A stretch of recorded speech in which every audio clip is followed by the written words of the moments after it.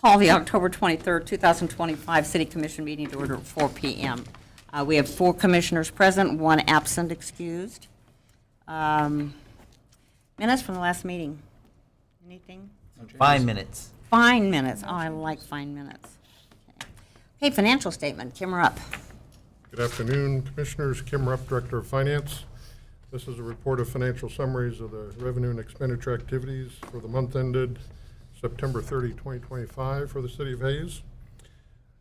Revenues in September totaled $19,245,339. That's an increase of a little over $16 million compared to the same period as last year.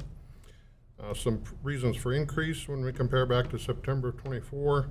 The bulk of that increase mentioned is from the note and bond proceeds, as the 2025A, 2025B, and 2025-1 bond issuances were closed on September 25th.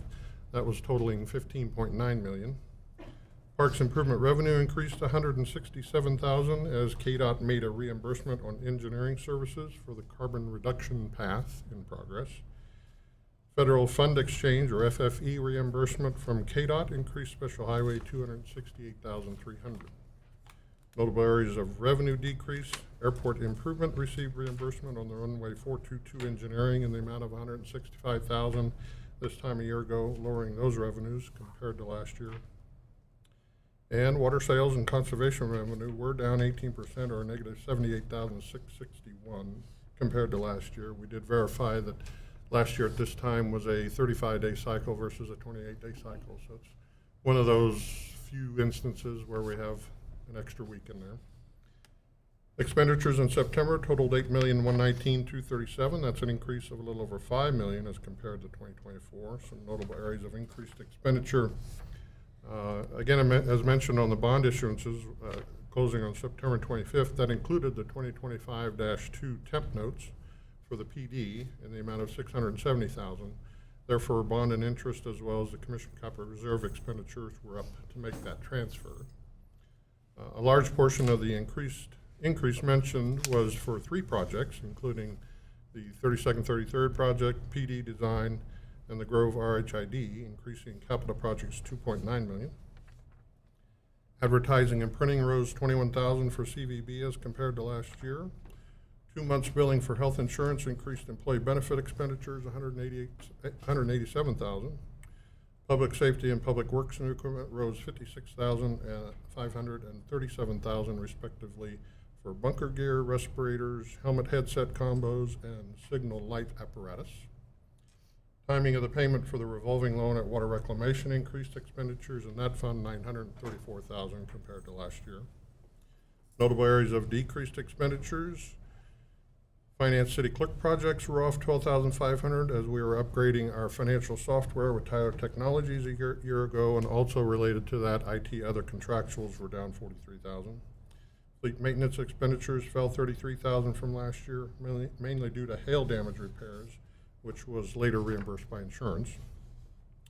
And new equipment reserve dropped $908,000 for the purchase of 4 dump trucks and 2 PD vehicles at this time a year ago.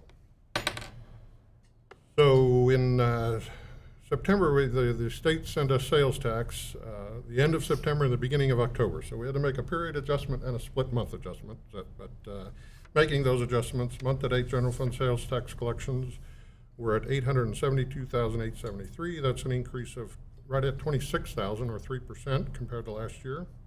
Year-to-date general fund sales tax is up $91,300 or 1.25%. The 6-month average was down 30 basis points, which was a year-over-year decrease of 2.3%. And year-to-date, county sales tax collections were at $886,708, up $21,700. The report of top 10 quarter-to-date sales tax collections by classification was down $36,260 or 1%. Those top 10 represent 74% of the total sales tax collections for the running quarter. Finally, the total par value of the U.S. Treasuries for September was $7.616 million, with a weighted average yield to maturity of 4.2. That's flat from a year ago. Total of the portfolio certificates of deposit on September 30 was $52,775,325. That's a weighted average rate to maturity of 4.23. That's down 0.75%.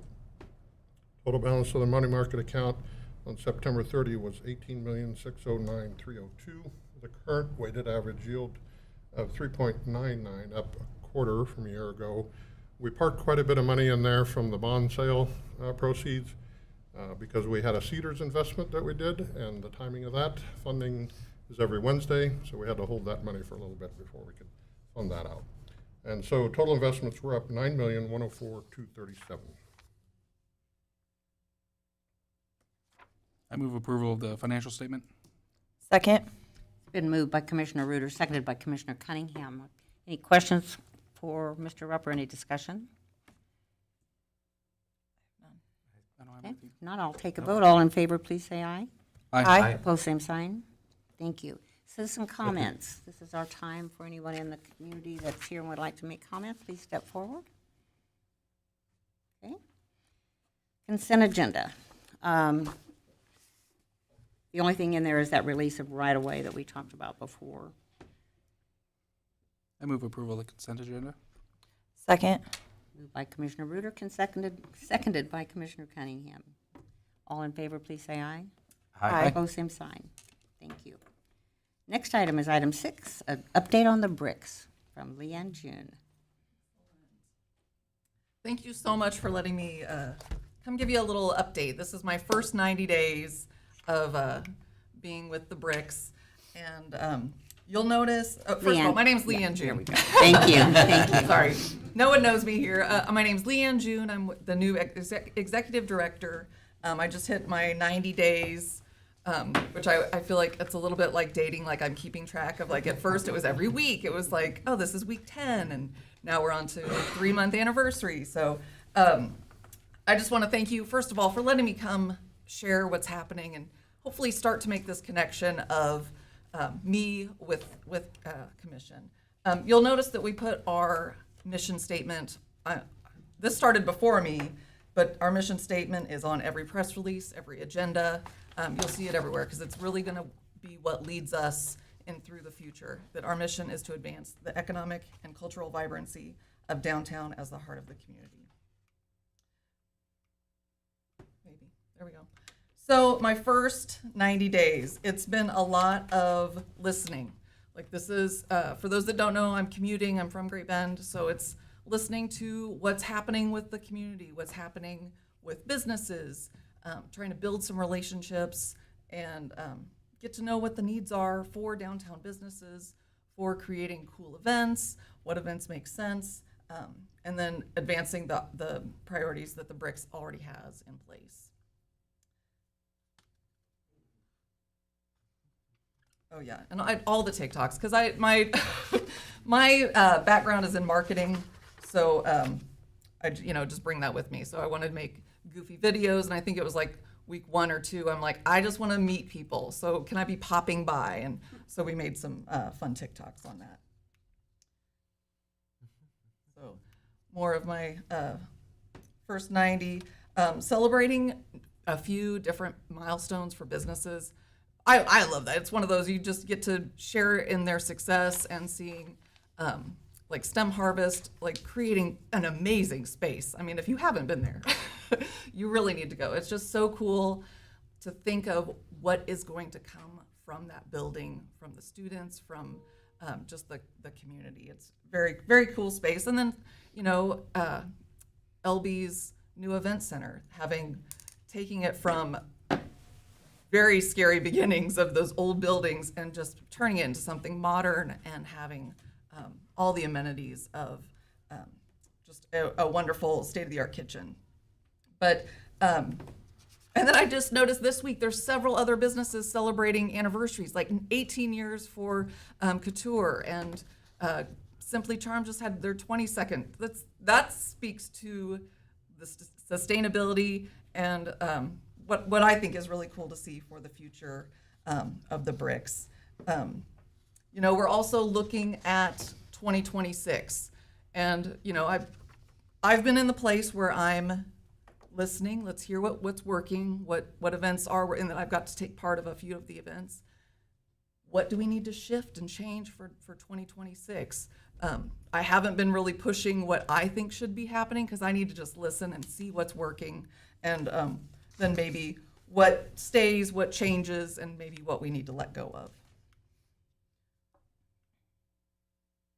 Did I go too far? No. There we go. So the BRICS priorities that were already in place for 2025, despite having some setbacks and obstacles of finding a new director, I'm really impressed that the organization was still able to make progress through 2026. One of the pieces is marketing the BRICS, that it is a destination, that we want it to become something that people are drawn to, whether it's just residents or people outside the area, that they know that this is a place to come find cool shops, events, all the things. And then we also have an initiative to have more communication. That's a piece of why I'm here today, just to let people know what's happening. And then the graphic is the mid-year update, which we did when I first started so long ago. We just wanted to let people know what was happening, what we've done so far this year. I say we, it's the whole organization. Again, so much of the board and their committees have done so much to get us this far. And then the other pieces are Frost Fest, adding to the Christmas festivities downtown, and then of course the Shed Project. So for communication and marketing, rebranding as the BRICS, I feel like the first week everybody kept saying DHDC. I'm like, what do we say? Like the BRICS, Downtown Hayes Development Corp. But I love that it is the BRICS, that it becomes a placeholder, that we have something that people know that this is the destination and a place that has lots of things happening and lots going on. And then we're also working on strengthening that cross promotion and Localable, which is on it's a directory on our website, and then of course like social media marketing. So that's a piece that I'm really excited to. I keep thinking I'm going to have more time after December 20th, right?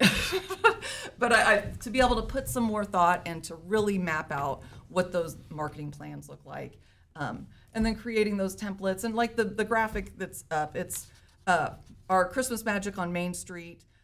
We're including all the downtown organizations and businesses that are having things happen, and that it's just a unified visual and tone that's coming across, and that we're just kind of simplifying how things look going out to the public. So another piece is our community relations, and one of the pieces that was so refreshing coming into this position was just the outpouring of help and assistance from the City of Hayes, from the CVB, from the Chamber, Fort Hayes, Grow Hayes. It just felt so welcoming, and knowing that moving forward, we've got great partners, and that you could reach out, Melissa, help me, I need XYZ, and they help make those connections for me, because again, I just don't have those connections. So that's been huge, and really reassuring on my drive home to make sure like this is good, this is great, we've got great partners. And then it's also the vendors and sponsors and businesses that help make these events happen. I mean, taking the couple events that we've had that I've gotten to see over the last 90 days, it is those partnerships with those businesses that make those things happen. So that's been great. And then the volunteer engagement, having an active board, and I mean, that's part of the reason why I took this job, because having a board that was so engaged and supportive, I mean, it just makes you want to do as much as you can for them. And then, of course, the extended, like the event committees, and then our Christmas committee, they've worked so hard, and it's just wonderful to know, even though it's a small office, that it goes beyond those doors. Oh, and I did, like, go back, I can't. Nope, there's no going back. Okay, help a sister. That bottom button, there you go. Keep going. Just keep going. I know, I was panicking there. Board of Directors, we do have a couple spots open. So shameless plug. You can submit applications. I can either send you one, or you can find it on our like about the staff and board on our website, downtownhays.com. Okay, panic over. So I have to talk about the market, because this is a piece that another reason this job, I'm just like, there's so many well-oiled pieces that are just fantastic. The market, and we just finished our season. It wrapped last Saturday, and an amazing season. I think I have 30 vendors down, but I know we had more than that. I only know we have 4 to 8 growers because I have to do all the reporting for SNAP and Double Up Food Bucks. And then the part I love is that we do take that, and that folks that maybe can't, swing something fancy can have really good food, and that's a piece that is just part of our market. And then coming to the market on like Bazaar on the Bricks, I mean, it was elbow to elbow. You had to get through as easily as you could. So that was so cool to see how well attended it was. And then Jaron Schmidt was our market manager this year, and it's thanks to a grant, it's for internship through Next-Gen. So that really makes that possible, and he was fantastic to have as our market manager, and he took care of everything. He would go set up and took care of all of, getting folks their tokens for the SNAP and Double Up.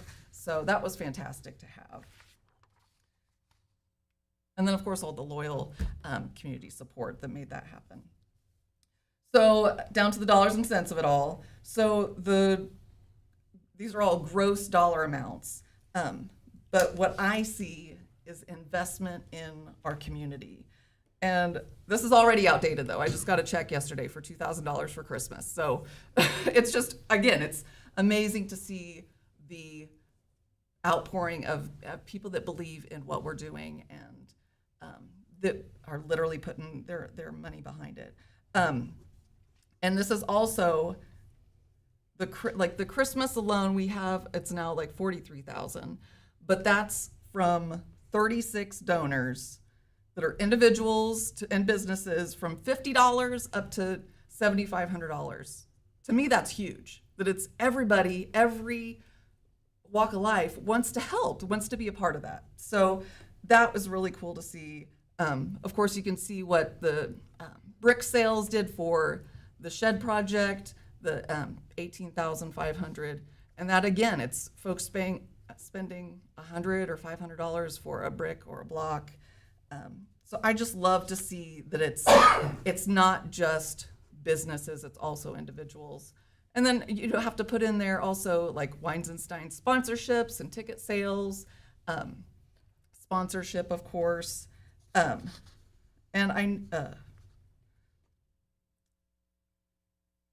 while sponsorship dollars are low this year, that was intentional, that the organization was really pushing to fundraise for Christmas and the shed project and not push. But what I see is that those are people that still believe in us, believe in the mission, and that still want to pledge their dollars for the organization.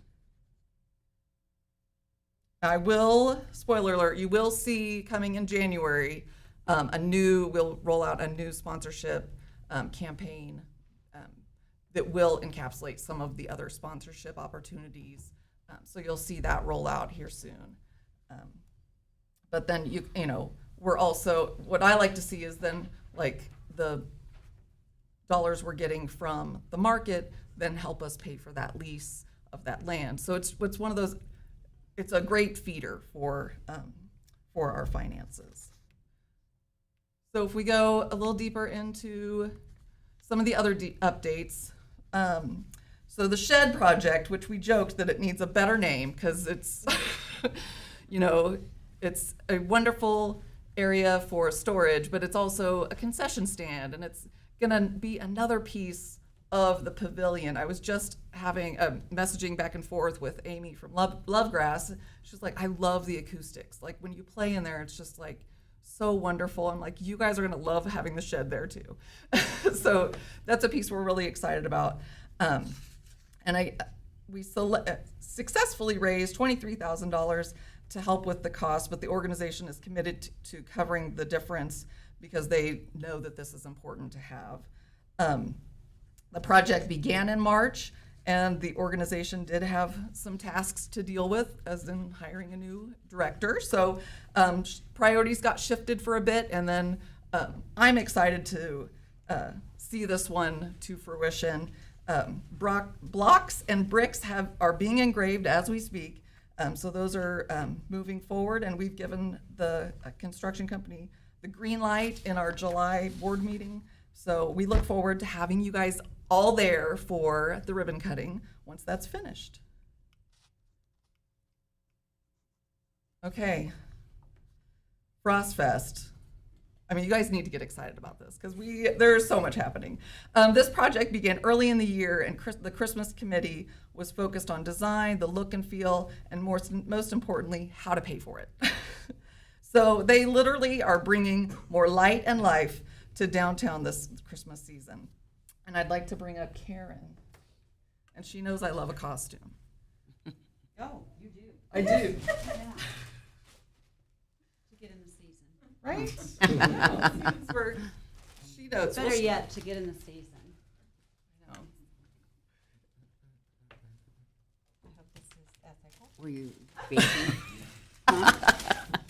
But Karen Dreiling's just one of the fabulous Thank you. committee members. Sean's not here, so our faithful Yes. liaison Yay, gets a Colin. treat. I'll make sure it gets over. I know, he gets to participate in some of our board meetings. But Karen's just one of the many committee members that were the driving force behind this.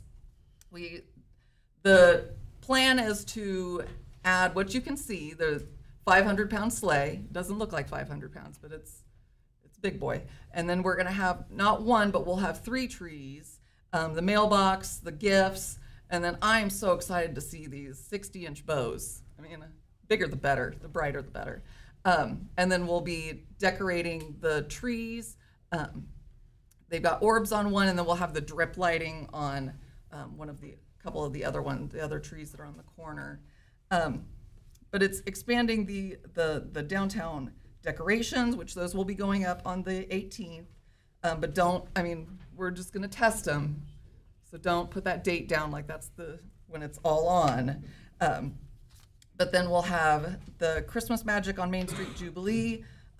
Most people might know this as the tree lighting, and that's on November 29th from 6 to 8, which that's gonna be just so much fun. We've got activities for the kids, chili and soup supper that's free to the public, cocoa, I think they're giving away books, there's some vendors, and it's just gonna be a super fun night. We've got copper carts that will be taking folks down to STEM Harvest because they have an event that evening as well, or if folks need help getting from the parking lot over to the pavilion.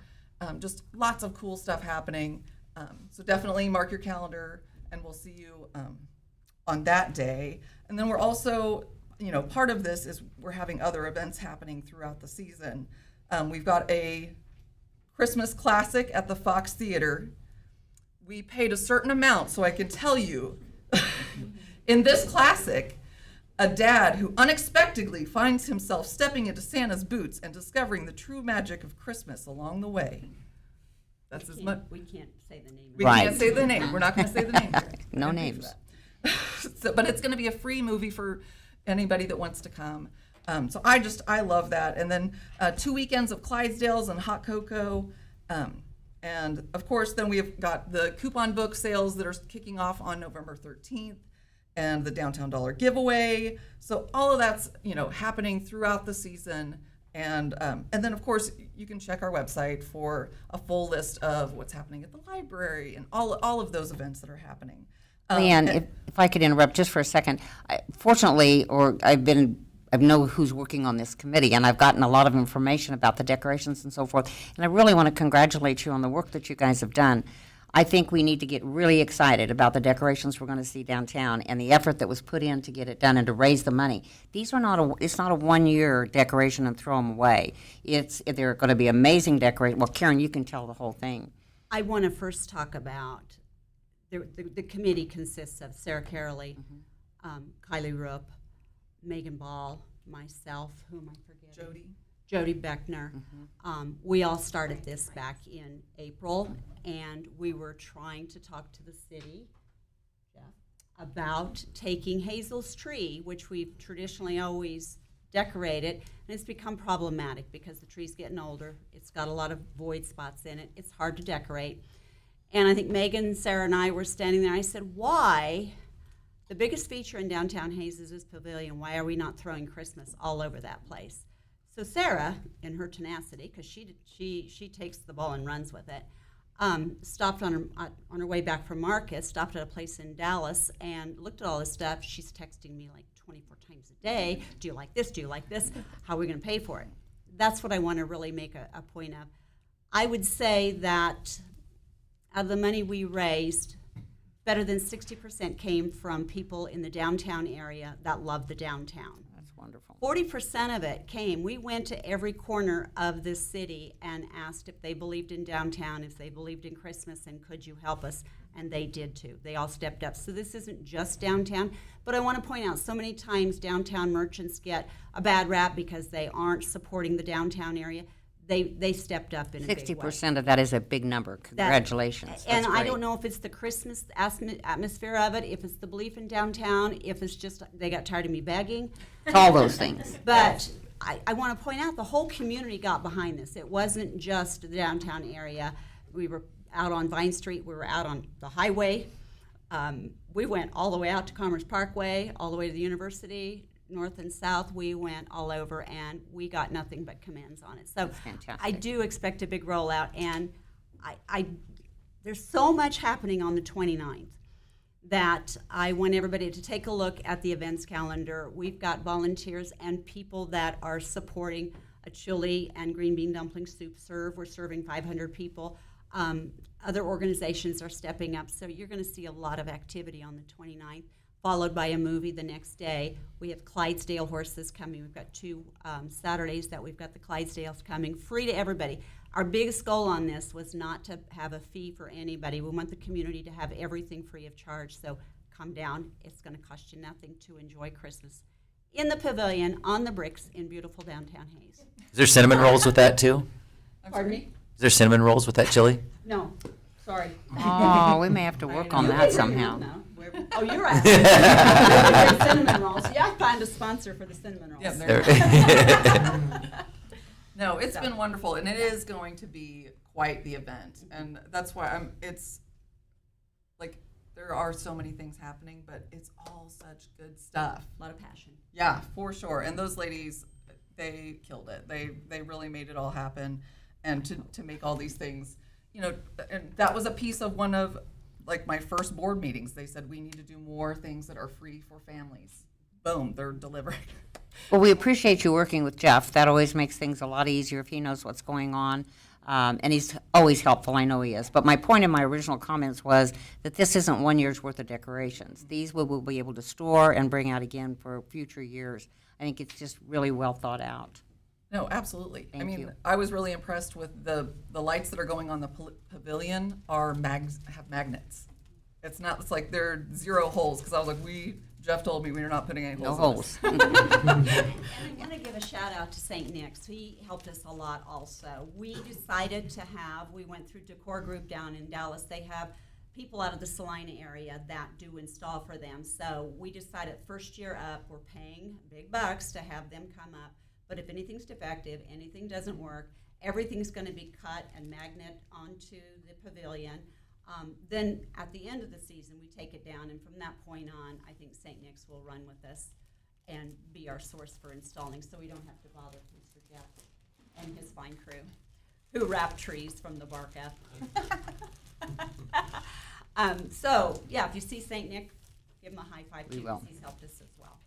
Very good. It's definitely a lot of partners at the table. And the last thing I'll plug on Christmas is Frostfest. This is the 25th year. I am jumping in on all the big anniversaries. So Frostfest, Timeless Traditions is the theme.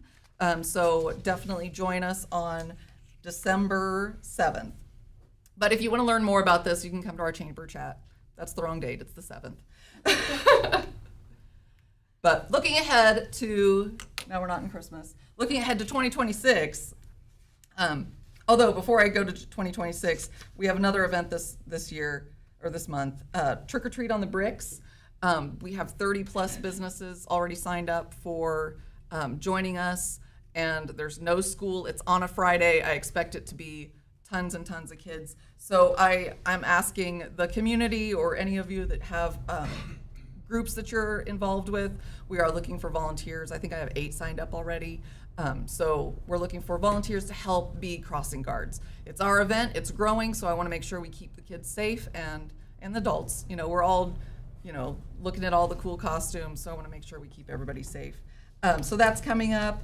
And then the remainder of the year, we're working on what 2026 looks like, making sure that they fall into, again, we use our mission as a point to look at and make sure that it all falls within our mission, and that does it still make sense? How could we shift and change it? How can we morph it into something else? And we definitely want to continue community engagement, focus on collaboration and communication, and then 2026 is also the 25th year for the Bricks. So I'd like to lean into a lot of the history. It's one of those, in the office, I've just had folks come in and give me little tidbits of, did you know that this happened this year, or this came from this? And so I'd like to be able to showcase that and show the amazing things that have happened in just 25 years. I mean, it's pretty amazing. But I definitely want to continue to push our mission and create a destination for commerce and culture for visitors and residents. And that's like an exciting part of my job, so I love it. So again, thank you for letting me have this time, and I will stand for any questions if you have any. We really appreciate you coming and updating it throughout. That doesn't happen very often. There's a couple organizations that do kind of do a mid-year look at things, and we appreciate that information all along. Commissioners, any questions? Or? So you've been in this relationship for 90 days now, you said? Yeah, it's going so good. We love each other. So but they haven't put a ring on it yet? No, I mean, that's a little soon. That's a little, Just a little checking. soon. Just checking.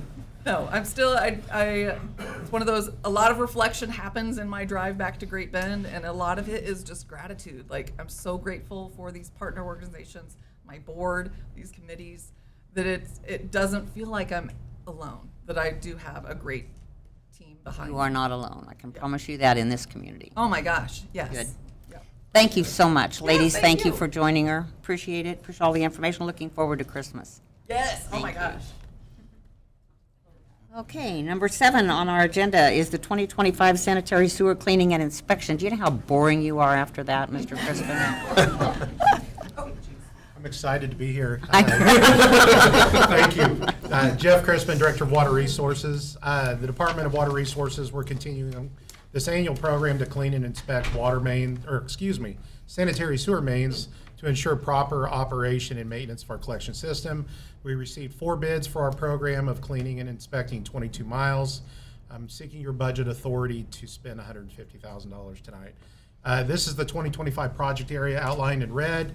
Area is also known as Section 3 on the map, and I gave you a visual for you to look at your table there. This area is south of 17th between Hall and Vine. The last time it was cleaned was 2020, so we're on our 5-year rotation, and that's 117,000 linear feet. The green lines will be cleaned and inspected. This is the new visual since the work session last week.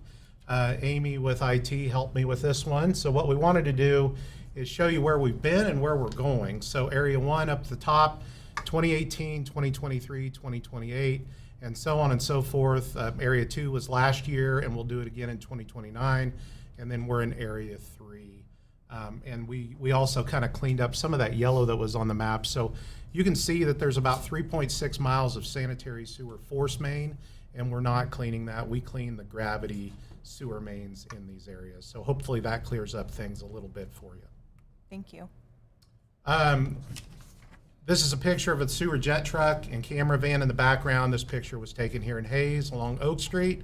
Problems that can occur due to lack of sewer cleaning include backups, manhole overflows, public exposure to raw sewage, and regulatory fines.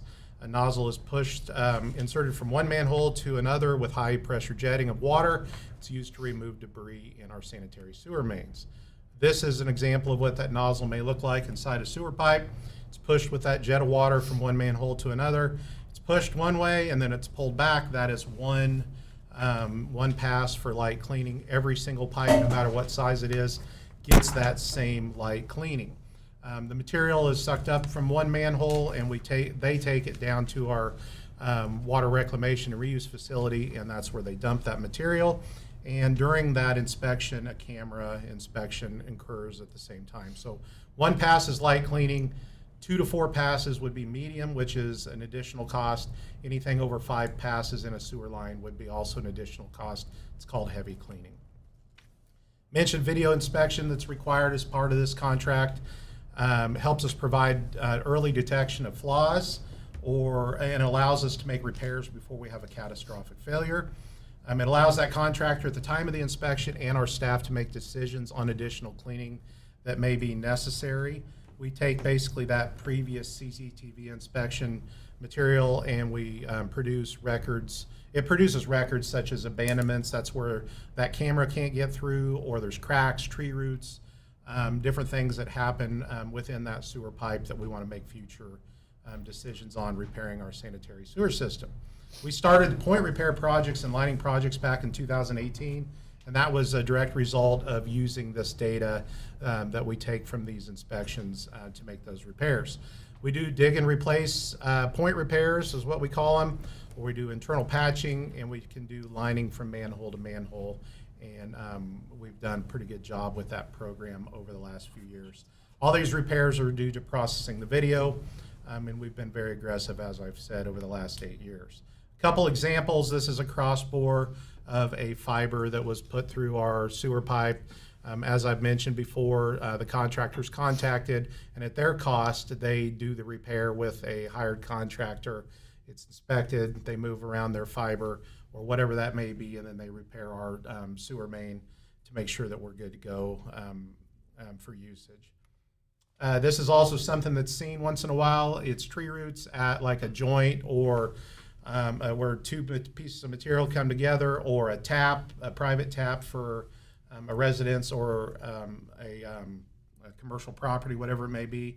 We want to make sure those are getting fixed up too, so they can treat those, we can cut those, they can be treated, and that's part of the bidding process. The right side is just basically the camera watching the cutting tool to make sure, and they record everything as they're going so they can produce that information to us. So this was a similar slide, and I have a new one after this one, but are we making a difference? They're both related. So in 2024, we completed section 2, which is right to the north of this section.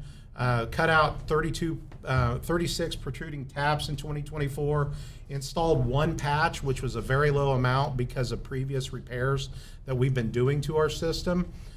We did 89,000, almost 90,000 linear feet of light cleaning in 24, 23,000 almost medium cleaning in 2024, and only 664 linear feet of heavy cleaning. So this is the new slide.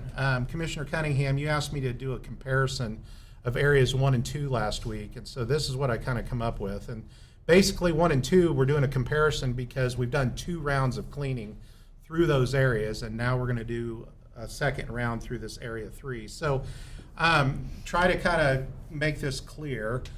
So area 1 was cleaned in 2018 and 2023. So if you're kind of following along there, shows the light cleaning. It was similar for both projects.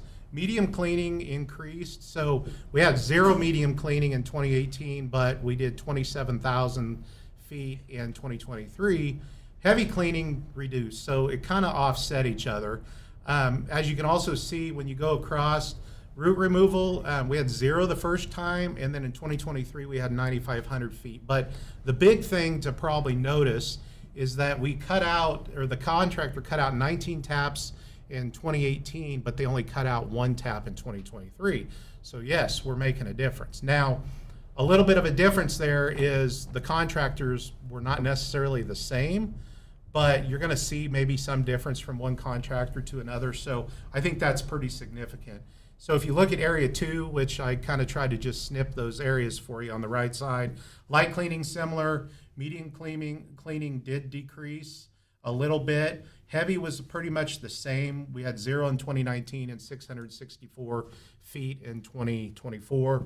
But root removal went from 3,500 linear feet of root removal the first time, second time 0, and then we flipped on taps. So it's hard for me to say, in general. I think we are making a difference. I know we're making a difference, and the reason why, and I kind of mentioned this last week, we're getting less calls than we did before this project started. When we were not doing regular cleaning, we were getting a lot more calls about problems with the sewer system. So I would say that, yes, we're making a difference. And I would say that every year that I get to come back in front of you and have this discussion and do this update, we're going to continue to see that we're making a difference. So hope that kind of answered what you asked last week. Yes. And obviously, when we get done here, I can answer any questions. For bids, July 29th, we released the RFP. We sent it to 10 companies. We put it on our website as we normally do. September 2nd, we opened 4 bids that are shown on the screen, all for light cleaning services. CC Steel was the low bid of $140,022.22. Obviously, right under the budget. They bid $124 per linear foot on their bid for all light cleaning. So you multiply that times 116,000 linear feet, gets us up to $145,000. As I kind of mentioned, and I put at the bottom, CC Steel last year for 2024, their bid was $1.14 a linear foot. So 10 cents per linear foot is quite a bit of difference when you're talking about 100,000 feet of pipe. So that is where that difference is as far as the bid's concerned. And Mayer Specialty Services was almost right on. They bid $1.25 a linear foot. So it's pretty comparable. And as I've mentioned before, CC Steel, we've used them multiple years, and they've done a great job. If you do award that tonight, they would be out here around December 1st. They put through to March 15th, but I would say a couple months, depending on the weather, they'll probably be in and out of Hayes. So for financial consideration, we budget $150,000 in our water reclamation reuse budget, asking your authority to spend $150,000. Doesn't give me a lot of wiggle room, but it does give me some room to make some decisions within that budget authority. And this would, hold on here. These are our 3 options. You could accept it, provide us other direction, or do nothing, and this is the action I would request. I move to authorize the city manager to enter into a contract with CC Steel LLC to perform light cleaning and video inspection of 116,953.38 linear feet of sanitary sewer at a price of $145,022.22, with a budget authority not to exceed $150,000 to be funded from the repairs and maintenance line item in the water reclamation and reuse budget. Second. It's been moved by Commissioner Barrick, seconded by Commissioner Cunningham. Comments? The only comment I want to make, and I made it last week, but I want to get it of record and anybody that's watching. I think this is the best post-project review rating sheet I've ever seen on a company. I'm so appreciative that we do these now, but to have somebody exceed expectations in as many categories as they did is really stellar. So I want to thank them, and I'm glad they came in the budget situation. And I was very clear on when I did that those things were perfect. I mean, on a lot of those things. And you're not the only one. I believe, Mel, you had even commented in your review that it was a good review. And we've had great success with this company. Great. That's great. I just was going to comment on the information you provided. I appreciate that because that let me see how to give a better idea if we can stay under budget if we proceed to medium or heavy cleaning. So that was my concern. So I appreciate that information. And what I will add is my intention is not to go over your budget authority, because I would really have to come back to you if we found a situation where, like, we get to the budget and then we've got some areas that probably could use a little bit of medium cleaning. We do have equipment that we could go in and clean a few lines. We basically use our vac truck for emergency purposes. because the pricing we get, we really can't do it for that price, and these companies, that's what they do. So we have options beyond that 150,000. Okay, thank you. Following up on that, what is the price per linear foot for a medium cleaning or a heavy cleaning? If I don't know if I have it with It's me. right here. 134. I didn't bring along, All right. Yeah. How many Got years it. have we been doing this, Jeff? since 2018 on a regular basis. Go ahead, Commissioner Barrick, I don't He's want to doing step math. over. Oh, he's doing math. I was just doing a little math. But that's the budget authority, would do at least all of the heavy cleaning that you've done in the past couple of years and a fair amount of medium cleaning. So it's not like we're so tight that Right. all, extremely. I'd rather restricted. be under than be over. Yep. And I think it's really important to understand what we've done to date, because that's what's been successful. And I would hate to ever go backwards on that. I really appreciate the budget discussion piece on it, because it's very important. But I also understand how valuable it is to keep up what we started. Yes. Appreciate all the good discussion. Well, and I think another important thing is, we had the, tap switch 1 year, or one section, and the tree root switch too. I mean, not doing that at all, those cause a lot of problems down the road, especially the intruding taps. Some So of my I- peers, they're not doing this. And it's not an if, it's a when those systems give out because of the lack of maintenance. Yep. That they would have wished they spent 150,000, and now it's like, oh, well, now we need a $2.5 million Now let's do replacement. $2.5 million. Uh-huh. So yes, preventative maintenance is always something that is a benefit. So I appreciate you taking that project on. Thank you. There's nothing further. I'll call for a vote. All in favor, please say aye. Aye. Opposed, same sign. Passes 4-0. Thank you very much, sir. Number 8, Massey Park Playground Equipment Award bid. The other Jeff. Good afternoon, Commissioners. Jeff Boyle, Director of Parks, and I am here to talk about Massey Park Playground, a topic that might be quite a bit more exciting than our last one.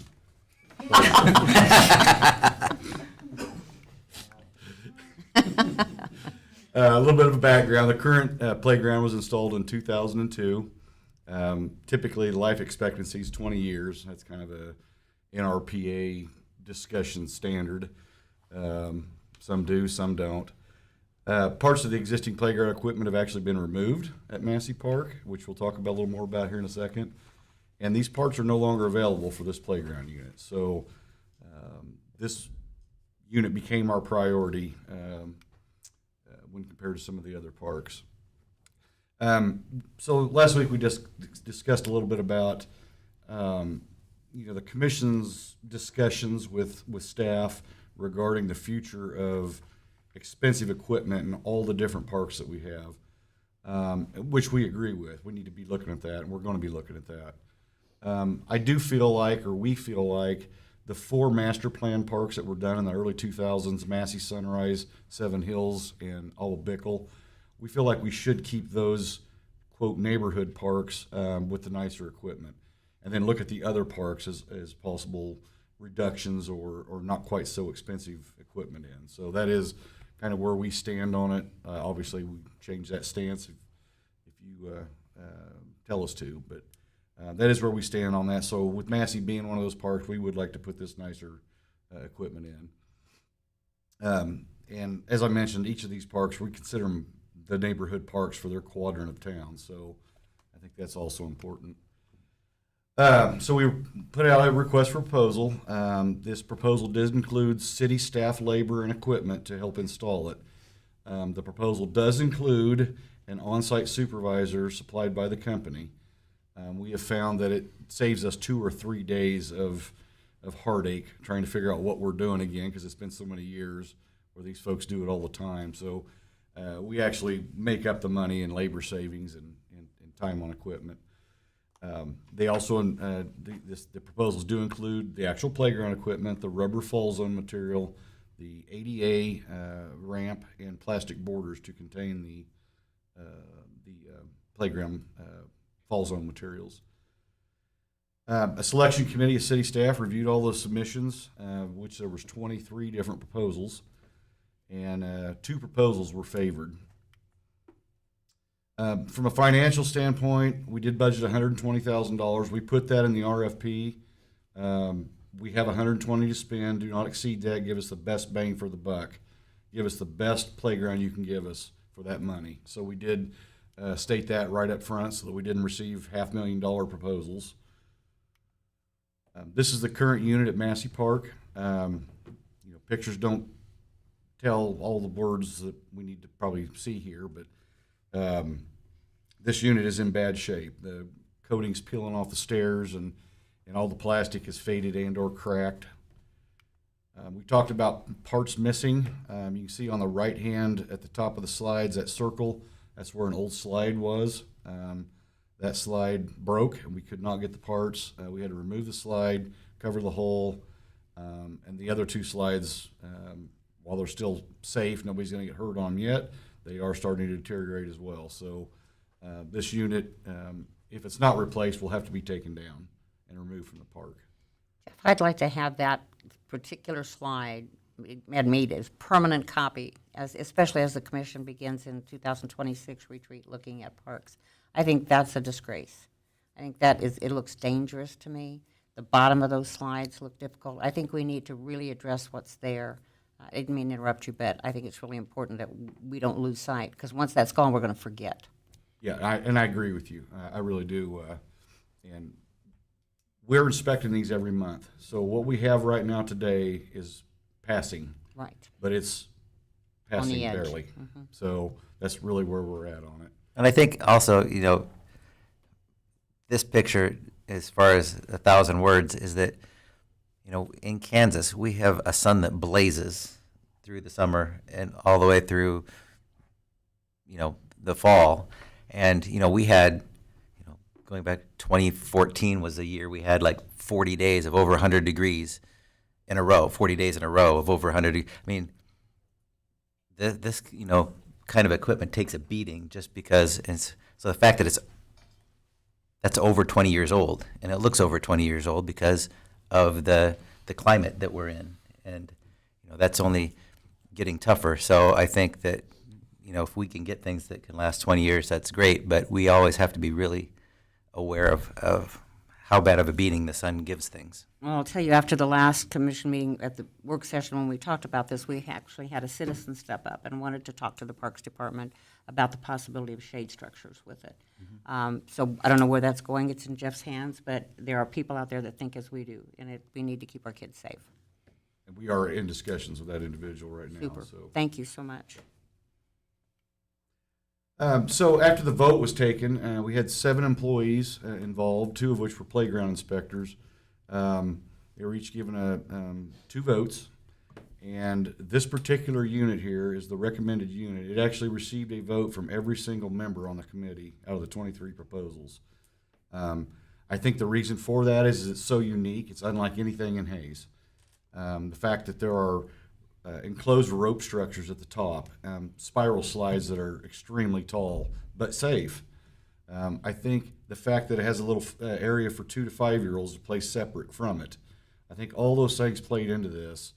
And of all the proposals we received, this is the most unique. And again, there's nothing like it in Hayes. So it was a overall winner by a landslide.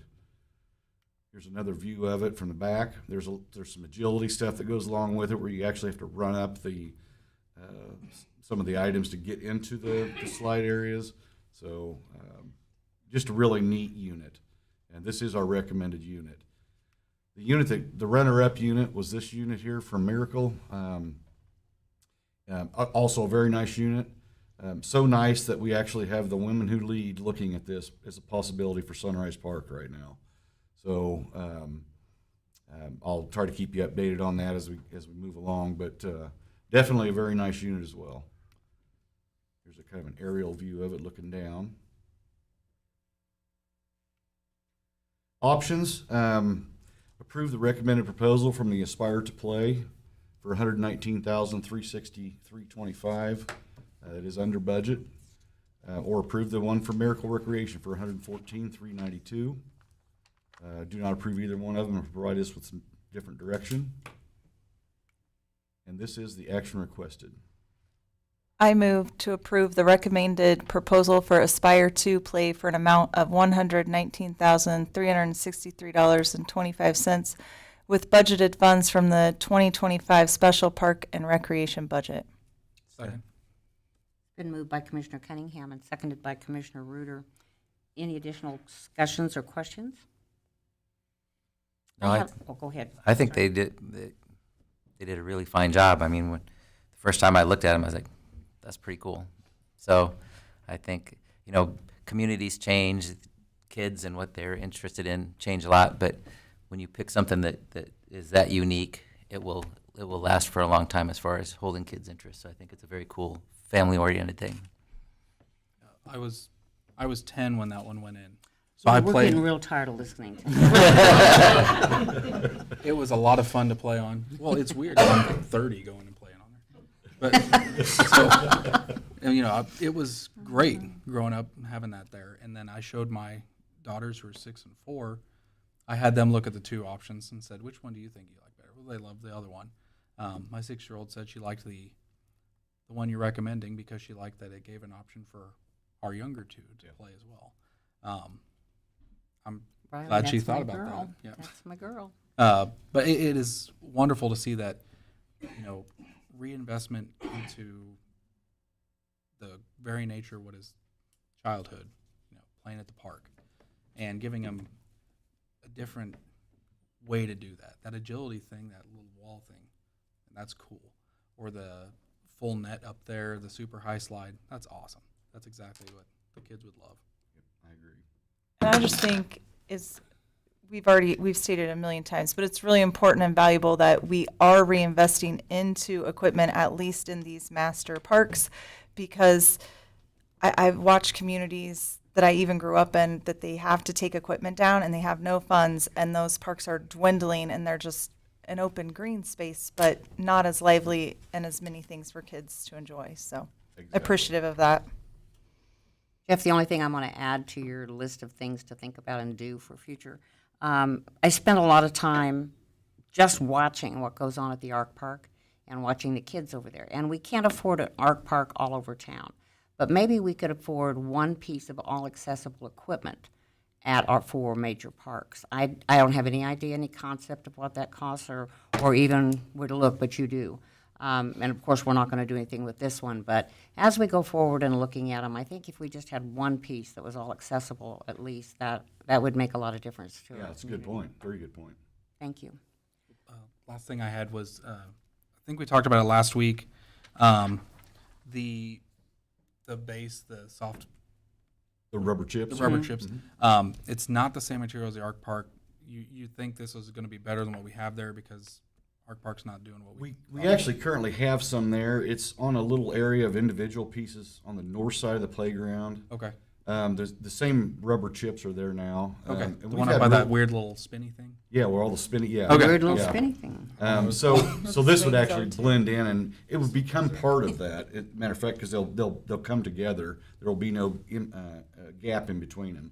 Okay. This unit will come together with that equipment. It'll all be one full zone. Look really nice. Okay. The rubber doesn't deteriorate, so unless it gets displaced, which can happen, but we haven't seen a lot of displacement of our rubber playground chips anywhere. So, we're buying 2 semi-loads of the wood chips every year, only to watch them go away because they just deteriorate. The rubber chips are basically there forever. So, we're good with that. That's the direction we want to go. Wonderful. Thank you. Yep. Okay, if there's nothing else, I'll call for a vote. All in favor, please say aye. Aye. Opposed, same sign. Passes 4-0. Thank you very much. Thank you Jeff. very much. Scheduling of the public hearing for November 25th for the vacate of annexation or de-annexation within the DK Ranch addition. Jesse. Good afternoon, Jesse Rohr, excuse me, Director of Public Works. I think each item gets exciting the more farther we go here, so, for sure. So my item today, I want to talk to you and have you consider the next step in this particular development. And so this is for what state statute actually calls a vacate annexation, or what we've been calling a de-annexation of the DK Ranch addition that was approved just over a decade ago. So the images on the screen show the location of the property. It is located north of 27th Street and just east of 183 Alternate and west of Columbine Drive. So the outline on the yellow here, that is the DK Ranch. That is the portion we'll be talking about for the actual de-annexation. So there's a lot of steps to this. There's a lot of moving parts to this. You'll see more of this in November, not just the de-annexation in November, but you also see annexation of the property. You'll see vacate of some platted property and some accepting new plats as well for the property. So again, a lot of moving parts. This is dictated by state statute, and staff actually met with legal counsel on this one because we haven't done this before, just to make sure we had all the steps in order and didn't miss anything along the way. So the primary reason for the de-annexation, because you might wonder, why are we de-annexing only to come back in a month and annex almost all the property back? Again, this will encompass property that isn't currently annexed. We will annex most of the property, but not all that we're de-annexing. And so doing this will create a clean legal description moving forward for the property, which is always a good thing for us and county registrar's office and appraiser's office, who deal with these descriptions all the time. So really what you're doing, the action we're asking for today is really just accepting and allowing us to publish the notice required for the public hearing that will occur in November. So your options are to either authorize a public notice for annexation or not. But you choose to, this would be the action requested. So any questions on this one? I move to authorize issuance of the public notice for the vacate annexation of the DK Ranch addition as legally described within the signed consent. Second. Moved by Commissioner Reuter, seconded by Commissioner Barrick. Any other discussion or questions for Jesse? I'm more excited that this is happening to clean up this area. I know just looking at that strange, gap between city, county, city, and then readjusting this to what we need today it's a good use of the property. So I appreciate that. I agree, and it will be nice to get rid of that island of unannexed territory that is currently out there. Yes. I think this is an example of how the city will work with anyone and begin to have conversations about whatever anybody wants to do in this community. We've never done a de-annexation before in the city ever. This made sense. It was good for the developer. It was good for the city. Working with council, it all just made sense as it came through, and it would have been much easier to say we don't do those. And that isn't what happened. And so I think what we're going to end up with is a really nice addition and a part of our community. Agreed, and we found a way to get there. So. That's what's wonderful. We really appreciated it, Jesse. Making sure you're doing it right through legal counsel. Anything else? Call for a vote. All in favor, please say aye. Aye. Aye. Opposed, same sign. All passes 4-0. Thank you. Last item on the formal agenda, the Community Development Block Grant, CDBG update, Chestnut Suites. Good afternoon, Jared Kuckelman, Assistant City Manager.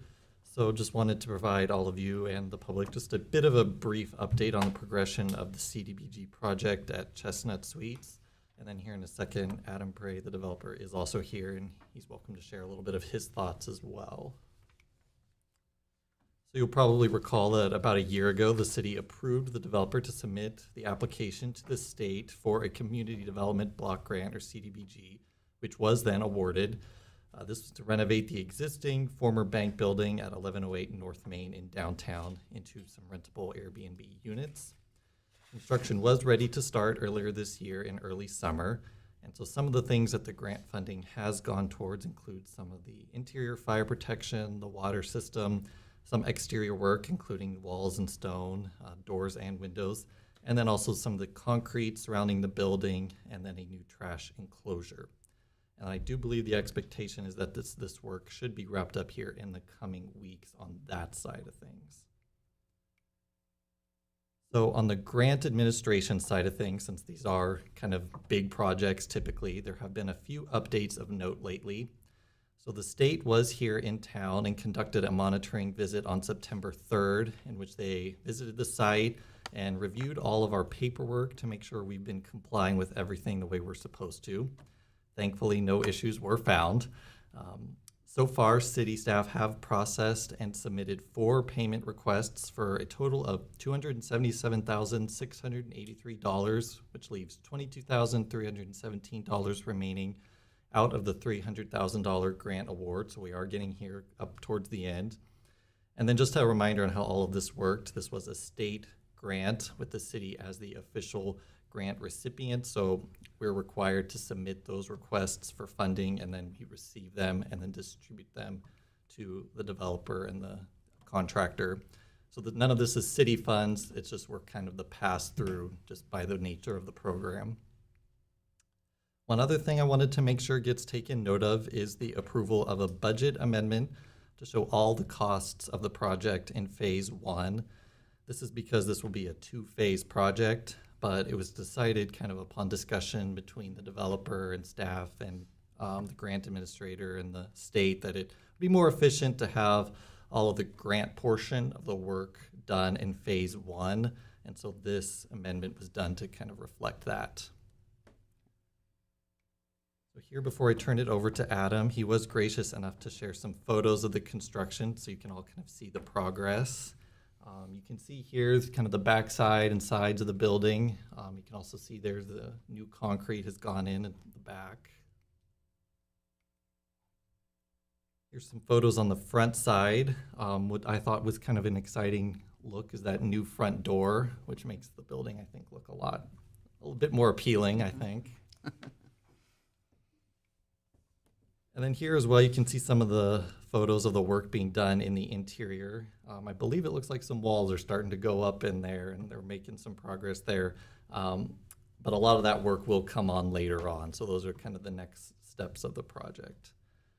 So that was my portion that I wanted to make sure everybody had a chance to learn from. So if Adam has anything, I'll let him come up and share his perspective.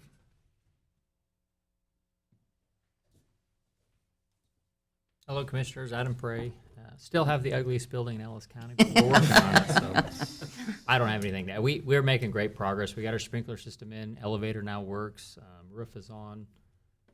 Outside is looking a little bit better. We power washed it, but yeah, I'll stand for any questions you guys have.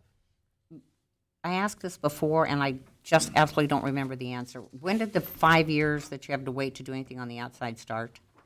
My understanding is when it's completed. You 5 can't years wait, from- I'm sure, but if you go back to the back corner, we stuccoed like a little 5-foot section. Yes. That looks nice. I mean, it's looking nice, and it's very true, that door on the front really made a huge difference. You don't like the rock up front?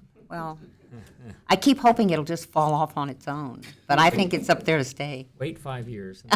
So the 5 years does not start when that study was done? It starts at the completion? The completion. And that's Okay. sad. Okay. Well, I mean, we put up with it with, how long has it been vacant? Yeah. It's the early 80s, so. That was before I was born, Sandy. So it's been empty. Still grateful that you're Yes. doing this Yes, renovation. it's really exciting for downtown. Very exciting. I look Yes. forward to that time when we won't be saying the former ugly empty bank building, and we can just say, look at Chestnut Suites. Exactly, exactly. Very exciting. Thank you very much, Adam. Adam. Thanks for coming. Okay, progress report. I understand we do have progress. I asked before we put it on the agenda. Good afternoon, Colin Belzer, Deputy City Manager, and for the progress report. Some concrete was used by the Service Division to repair failed alley pavement in the 600 block of Main Street. Here, about 30 yards of concrete and 3.5 tons of asphalt were used by the Service Division to repair the street and alley turn in the 500 block of West 17th. While they were there, they installed a new sanitary sewer manhole ring and lid as part of the project. Here's some curb and gutter work that they did along the 1000 block of East 29th and 2800 block of Plaza Avenue. They're constantly doing this type of work. And then they also had to go work in the roundabout to replace some curb and gutter and heave pavement at the 32nd and 33rd roundabout in particular. Stormwater Superintendent Curtis Korth, he's a new employee, joined Stacy Minson for the annual Ag Day at the KSU Experiment Station, where 318 fourth graders from USD 49 attended. Curtis and Stacy spoke to students about watersheds and stormwater and the importance of controlling erosion and other means of keeping water clean. Chief Higgins and Deputy Chief Preston attended a 3-day course in Manhattan titled Intermediate Emergency Operations Center Functions. So this course was reviewed how EOCs are set up in different ways to operate them. And it was taught by the Kansas Department of Emergency Management. Parks Department, the splash pad was shut down for the season. This process does include draining all the water from the features, pumps, filters, and flushing the lines to winterize them. Staff replaced the trolley system on the Zip cruise at the Arc Park after it had become non-operational. And then in Frontier Park, staff removed a large tree that was leaning and shifting over the stepping stone that is crossing from Frontier Park. And then just general maintenance, staff continued to make repairs. This included resetting a stepping stone that was moved after a rainstorm and patching the foundation on a pillar in West Frontier Park. The Hayes Police Department Honor Guard led the 2025 Hayes High School Homecoming Parade on September 26th. And then in water resources plant operators Blaine Werner and Kai Scheibler display their newly received KDHE Class 4 water operator certifications. So plant operators in Kansas are required to obtain a KDHE certification, and the Class 4 is the highest in the state. The exam is very difficult as there's only a 25% pass rate. And so commissioners and residents should obviously be proud of these two gentlemen. We are required to have at least one Class 4 operator on our staff, so it's a very hard test. The R9 property, the property will be open to public hunting through the walk-in hunting program on November 1st. Staff have mowed and posted safety zone around the headquarters facilities and reposted a neighboring property line and replaced some missing signage. The invasive tree removals required under the EQIP program continues. Recently, we had a local Pheasants Forever habitat specialist spent 2 days assisting with the removal of honey locust trees, and it's nearly complete. Oktoberfest Hayes is hosted by the Volga German Centennial Association and boasted a record 56 vendors this year. The Hayes CVB and Chamber joined forces to staff the event's headquarters, where they sold souvenirs, steins, t-shirts, and food and drink vouchers. Oktoberfest introduced a new competition this year, Battle of the Beer Rock, which was brought to the event committee by our own Melissa Dixon. Vendors One of the submitted great beer jobs rocks. of being mayor. You get to taste beer rocks. Vendors submitted beer rocks to judges, including Mayor Sandy Jacobs, who scored entries on 5 different categories. And Mama G's out of Russell was crowned the champion. CVBs from across the state were asked to plan familiarization tours or FAM tours for tour riders. Okay. And here they did a architecture and culture tour that stopped in Hayes, where they saw sculptures and murals around the community, including a special visit with Bruce Burkholder at Pete Pelton's Stone Garden Wall. And then October 8th, Janet joined the Northwest Kansas FAM tour to visits at the historic Fort Hayes with special guests, obviously the Blue Light Lady, and the group also had guided tour of Sternberg Museum with Museum Director Reese Barrick. Travel writers on this tour from Alabama, Texas, Wisconsin, and Canada. We're coming down the home stretch on the 13th Street reconstruction project. Significant items remaining are the sidewalk path reconstruction and the 3 drive street entrances that should be finished within the month, or by the end of November, I should say. And the East 8th Street pump station replacement is complete with only several minor punch items remaining. The project was completed a month earlier than anticipated with no additional expenses incurred. And construction on the water resource parking lot is complete and ready for use. And then demolition on the east connector path on the Hayes Med campus is nearing completion, and repour will begin, I believe, next week. The Grove Hayes Med portion will be completed first, and then the contractor will move on to the Sternberg to Grove connection point. Demolition at the new police station has begun, and internal demo will be running concurrent with new addition construction. And lastly, City Clerk Jamie Bright organized and hosted a City Clerk and Municipal Finance Officers Regional Training on Wednesday, September 17th. 20 clerks attended from the region and provided a great opportunity to network. Any question? Very good, thank you. Now we're going to have happenings. Hello, Commissioners. Melissa Dixon from the Convention and Visitors Bureau with some things happening in November I want to be sure you know about. Out at the historic Fort Hays site, they're having a Frontier Fall celebration. If they've done this before, I don't remember. They're going to have wagon rides, live music, pumpkin decorating, and games. Now, one thing they do usually do is the graveside conversations around this spooky time of year. So those will follow this event, but the difference is you've got to have reservations, and it will be more of a tour this year. The Block Party on the Bricks is a fundraiser for the Art Center. They'll block off a little of the street and have live art demonstrations, and those tickets are $20 in advance, $25 at the gate. Great event for our community. Thank you to Master Cleaners for doing the Coat Drive giveaway. The actual day of the giveaway is November 8th, 9 a.m. to 2 p.m. First come, first serve. And a special day at Sternberg, Sci-Fi Day at the museum. They will have STEAM activities, not like STEAM room, but like science, technology, engineering, art, mathematics, which there may be STEAM in there too. But so they'll all have a sci-fi theme, and all those activities on November 8th are included with your regular admission cost.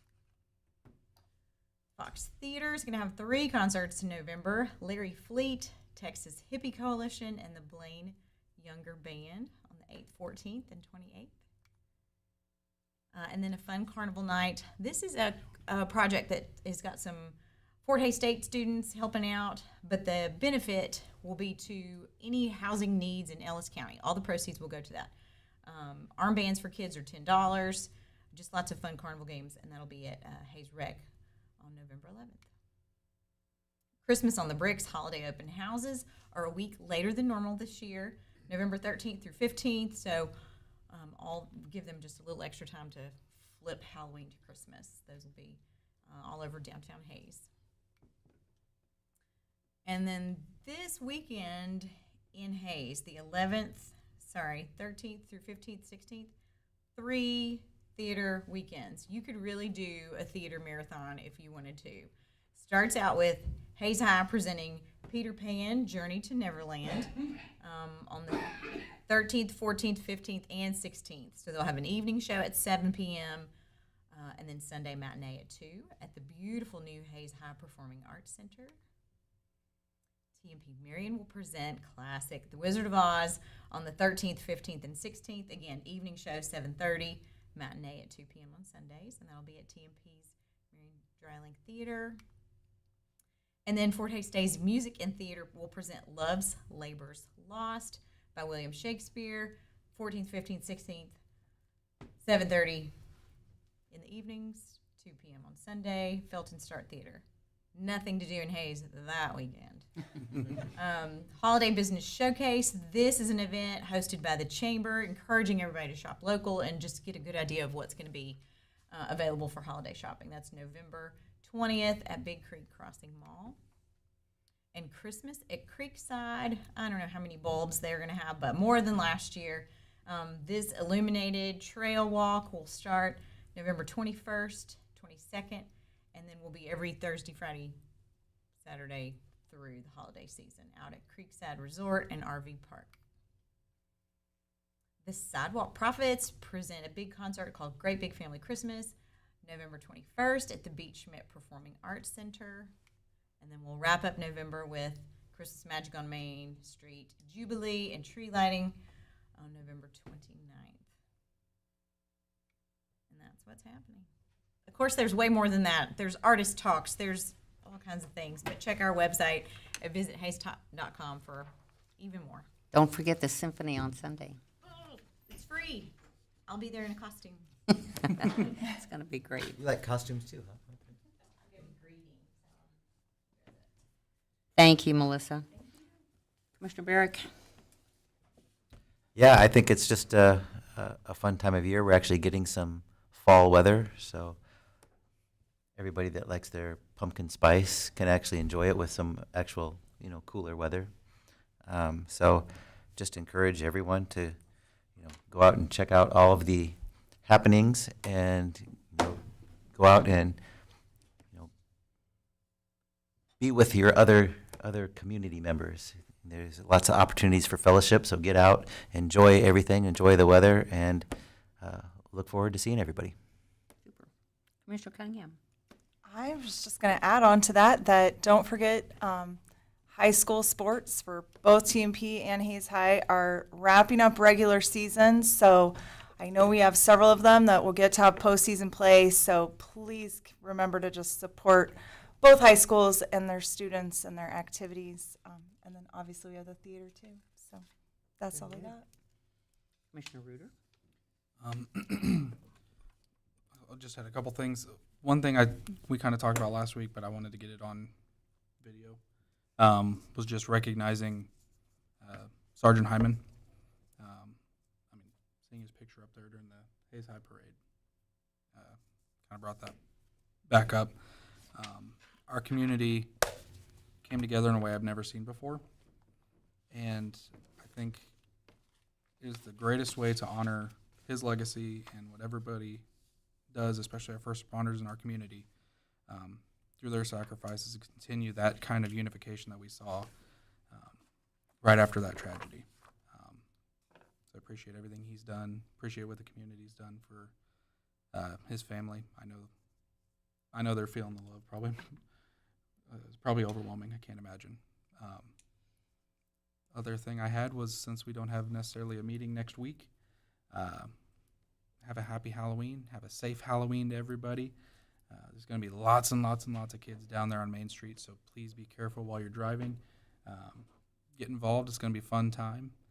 And I don't think we have another meeting then before the election either. We don't. Because that's right after that. So everybody, Hayes Post, Hayes Daily News has articles. I don't know if they're all out yet, but I think they're close, on all the candidates running for all the positions. Please review those. Tiger Media Net has the debates for that on their YouTube page. Review, contact people that you know are running, and get out and vote. You can do it now until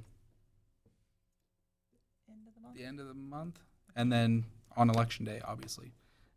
So please get out and vote. I wanted to comment on just a couple of things that this week I love talking about collaboration, and this week a few of us attended the ribbon cutting out at the new Kansas Highway Patrol hangar at the airport. I mean, you want to go see an impressive structure. It would have never happened without retired Lieutenant Mark Schroeder and Jamie Salter, the director of the airport. They worked side by side to make that happen. It is really a beautiful structure, and I think it's to the benefit of both groups. But the Highway Patrol, I know, is thrilled, as we are at the airport. Alley cleanup's going really good, and I've actually talked to some people that were cleaning up, the cleaners uppers, not the receivers of the service, and they said it was one of the easiest events. People had really cooperated in getting their stuff out and organized, and it really was going pretty quickly, so I thought that was exciting. I alluded to the symphony, and I'm going to stress it a little bit more. It's Sunday. I think it starts at 2 o'clock, but 1 o'clock for the, is it 1 o'clock for the kids, Melissa? Do you know? 1:30? Okay. It's actually a costume event, and it's going to be an absolutely fantastic presentation from the symphony. But it's a costume event. Bring your kids. There's things going on down there. They'll have a parade of little ones. It's just one of the most fun events of the year, and the kids absolutely love it. So if you have the opportunity to get out and enjoy it, please do that on Sunday.